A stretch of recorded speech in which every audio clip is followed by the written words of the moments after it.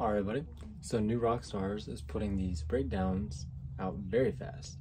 We've already got the Moon Knight episode 3 breakdown out, and we got Mr. MT doing it for us today. So let's see what we missed in episode 3. 1, 2, 3.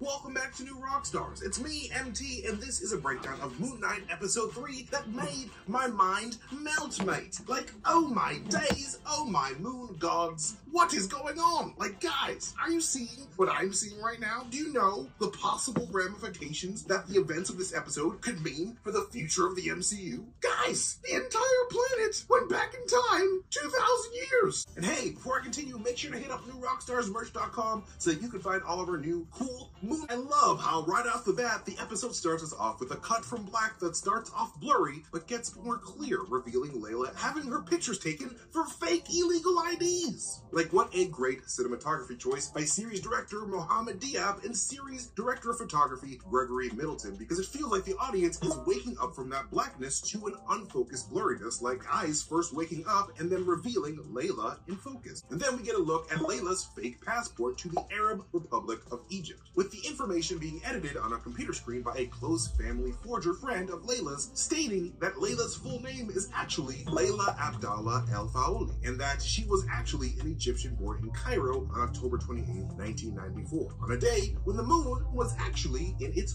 waning crescent phase, I might add, which is quite interesting considering Layla's personal choice of murder jewelry in the form of a shoulder-stabbing crescent-shaped necklace, which might just hint at a possible family connection with the moon god Khonshu himself, as that necklace could be a family heirloom of sorts. I mean, her middle name Abdallah does mean flower of the god after all, so maybe that's a clue there. And then we learn that this fake passport has an issue date of May 29th, 2019, which heavily implies that Layla herself was not snapped by Thanos in Infinity War. Though we can't 100% take this as a reliable source, since this is a fake ID after all. Being faked again by a close family friend of the Al-Faoulis, played by Barbara Rosenblatt, who is no stranger to comic book TV shows, as she recently appeared on the TV show Gotham. And while Layla is talking to this forging family friend, she reveals to her that her and Mark Spector once had a place together not 20 minutes away from Steven's current apartment, where Nemo II is almost assuredly floating at the top of that tank, because he has not gotten food for a very long time. So I'm very curious to learn what exactly happened within her family's history to cause all the locals to be giving a family of archaeologists the side eye. I mean, she had to be gone for 10 years for a reason after all. But it might just have to do with Layla's current profession as a type of ancient artifact Robin Hood figure that steals from the antique collecting underground to return those various valuable pieces of history back to their respective cultures, as she believes all of these artifacts to be stolen. A completely not wrong belief also shared by a former antique collector, Eric Killmonger, during his totally normal field trip to a museum that wasn't at all a robbery. And because we know that she deals with black market antiques, this might just mean that she knows the Power Broker from Falcon and the Winter Soldier, who we already know loves antiques. The pirate country Madripoor is literally name dropped a little bit later in the episode. After Madripoor, I'm sure you two will have a lot to talk about. Then the two ladies reminisce about Layla's late father, who was an archaeologist that apparently brought his daughter along on all of his digs, possibly alluding to the dead archaeologist hinted at in the last episode. This, of course, sounding extremely similar to the circumstances of comic Mark Spector's love interest, Marlene Alaram, whose father was gunned down by a crazy mercenary named Bushman during Mark's origin story in the comics. But we also learned from this forger lady that Layla's father likes to call Layla his Little Scarab, possibly linking Layla and her family to the series MacGuffin, the Golden Scarab, leading to the greatest treasure of all, Robin Williams in the Cave of Wonders. What? Just kidding, that's another Disney-owned franchise. I mean, the Tomb of Ammit. Like, maybe Layla was always meant to be Ammit's true avatar. Who knows? And a dope way to hint at the faithful portrayal of a modern-day Cairo that Moon Knight director Mohammed Diab was extremely keen on delivering, even going as far as calling Egypt's depiction in Hollywood media, like, you know, Wonder Woman 1984, disgraceful. His words, not mine. I haven't even seen Wonder Woman 1984, so I can't even hate on that movie. And you know what? But anyways, when we first meet Arthur Harrow following the Golden Compass to his favorite crocodile queen, I could not help but get the image of Moses guiding his own people through the deserts of Egypt in the Judaic scriptures, with the figure of Moses often being drawn as a prominent figure in red. Much like Arthur Harrow seems to be the only person wearing red amongst this group in the desert. I feel like that's a very intentional design choice. And when we first meet Mark this episode, he's doing exactly what Layla thought he was doing and trying not to get himself killed running around Cairo. He's probably going to get himself killed running around Cairo. And when Mark gets into a fight with some dramatic knife fighting guys, with the lead one even tossing a knife up to the camera like some sort of cool guy, giving us a slow-mo zoom-in of that knife throw that reminds me of the Wasp dodging knives in the kitchen in Ant-Man and the Wasp. But then we get some really dope knife combat back in the MCU since the amazingness that was that Winter Soldier knife fight from many moons ago. And then we see Mark even pulling a punch before choosing to slap this young thug over here, which sort of goes back to his other personality's conversation with Arthur Harrow's last episode when he brings up his blatant objection to hurting children. What about a child?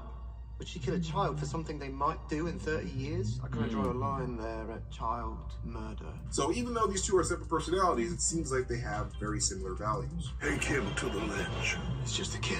And after Mark blacks out in the middle of that roof fight, we get our first look at waking up from a personality switch from Mark's perspective. And then one of the biggest what the moments of the show happens when Mark actually catches up with those culty roof thugs on the street and gets bumped on the head twice. Once by a thug with a blunt object, and once again after his head lands hard on the ground, which seems to cause him to wake up from the actions of an entity that is neither Mark or Steven. A version of Mark who seemingly didn't care about getting the information Mark needed out of these people. He just killed them. Literally everyone but this young boy gets gutted by this mysterious new personality. A personality that I hope and believe to be that of Jake Lockley, the street-smart New York cab driver, who has, up until this point, been largely absent in the series. And with Moon Knight's mirror cinematography seemingly hinting at 3 personalities hidden inside this one Mark body, this actually may have ended being the case, as that would be extremely comic book accurate. And of course, before this young boy cuts his red scarf to meet the base Amit in the sky, he says, Praise Amit. Much like the agents of MCU's first main cult, Hydra, would yell, Hail Hydra, before they committed suicide. Hail Hydra! And then went directly to hell because they were Nazis. But hey, speaking of this boy's scarf, a really interesting design detail that I've been noticing with the Moon Knight series is that a lot of Mark and Steven's enemies seem to be adorned in this particular shade of red. You know, this boy's scarf and hair, the cops that stopped by Steven's house, the goons that shot at Steven in Germany, and also Arthur Harrow himself. Even Midnight Man was wearing red, particularly a shade of red similar to that of the Scarlet Witch and her chaos magic, which Arthur has hinted could be playing a factor between both him and Mark. So all of his servants choosing this shade could be indicative of some chaos magic influence in the series. But anyways, Khonshu finally gives us some details about how Moon Knight's healing armor is able to give him a healing factor that rivals Wolverine, with both Mark and Steve proving this by taking several pulls to the torso without passing away during their battle at Mogard's. A battle that reminded me so much of Peter Quill in Avengers Infinity War when Steve Grant calls time out and tells everyone to chill the F out. We're all worked up. Let's all just like chill the F out. Everybody stay where you are. Chill the F out. As 9 seats for each god avatar can be seen, though only 5 of the 9, Isis, Tefnut, Osiris, Hathor, and Horus, show up for Khonshu's trial after he literally moved the moon to make an eclipse to make this meeting even possible. And Yatsiel, avatar to the goddess of music and love, Hathor, played by Native American actress Diana Bermudez, also hints at a hidden, potentially romantic past between Hathor and Khonshu when she says, but I do not trust Hathor at all, like 0%. I have this feeling that because this goddess of love's love for Khonshu, she could actually be the true villain of this series, trying to create a heaven on earth so her and her banished former lover Khonshu could live together on and look at the stars together forever. Because, like I said, Hathor is the goddess of the sky, and the sky and the moon are always meant to be together no matter what. Though I do suspect that Arthur Harrow will end up becoming the Shadow Knight who is in the comics, and, you know, basically just a human knight. And we also learn that these gods have all abandoned mankind because mankind has abandoned worship of them, with Khonshu claiming that all of these gods are living in opulence in a place called the Overvoid, better known in the Marvel Comics as the Celestial Heliopolis, a pocket dimension outside the main Marvel universe where the Ennead be ballin' in paradise, something that both Khonshu and Thor4's Gorr the God Butcher share a problem with, because Gorr does not like that the gods do not help mankind out at all. But anyways, when Mark and Layla are on that purple tinted boat ride catching up, we get a tiny look into Mark's struggle with his mental illness, with him telling Layla that he's been struggling with it for a very long time, until until something happened recently that caused him to lose the control that he's mastered over it over the years. With that something very likely being his first meeting with Khonshu, who probably messed with his brain chemistry. And we finally get a look at Gaspard Ulliel's Anton Mogart, also known as Marvel's Midnight Man, a villain in Moon Knight's Rogues Gallery who loved to steal valuable things, not for the money, but simply for the sake of having them. Kind of like the Collector from Guardians of the Galaxy 1. And Mogart earns the title of Midnight Man in the comics simply because of his preference to strike at the dead of night at midnight for all of his crimes. Which is why we see Khonshu saying tick-tock over a clock that just struck midnight at the very end of this incredible action sequence. And of course, the late Gaspard would have a tribute from Marvel at the very end of this episode. Rest in peace, buddy.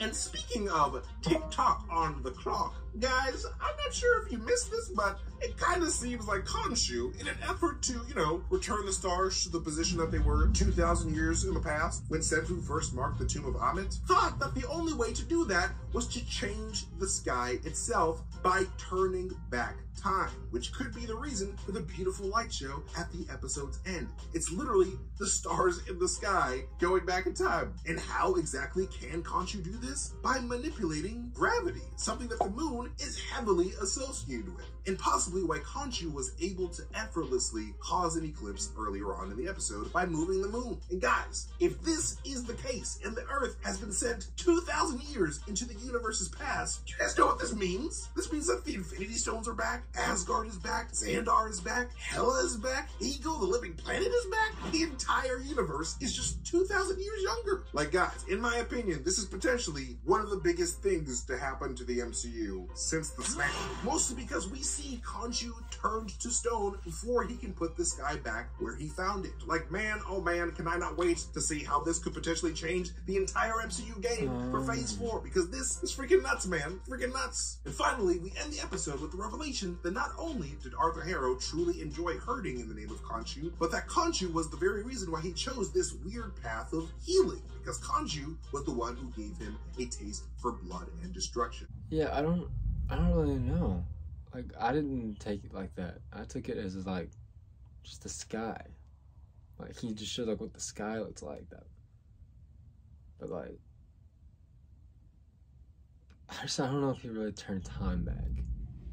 I don't really know if. Man, that does raise a lot of questions though.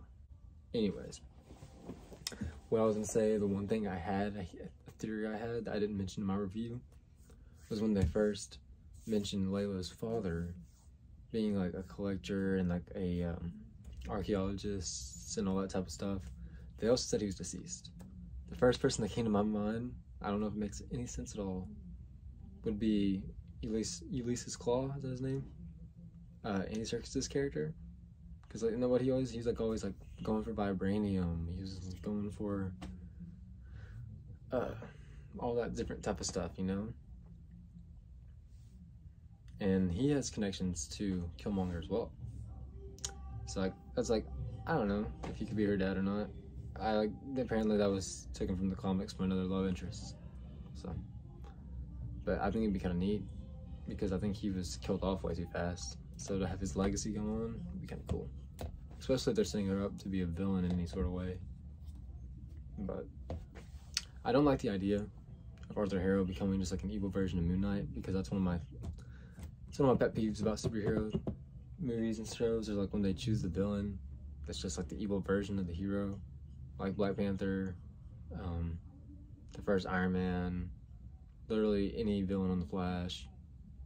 You know, like when the villain is just a hero but not a hero. So come on now, you need to give him some power. Well, I mean, I do expect to see him like in some type of Avatar gear, but I would just rather him have some different powers than just being able to throw moons back at Moon Knight, you know? I don't know. Let me know what y'all think. Let me know what y'all's favorite detail was. Thank you, Mr. MT, for doing all that research. Check out my review and these other breakdowns, and I'll see you next time.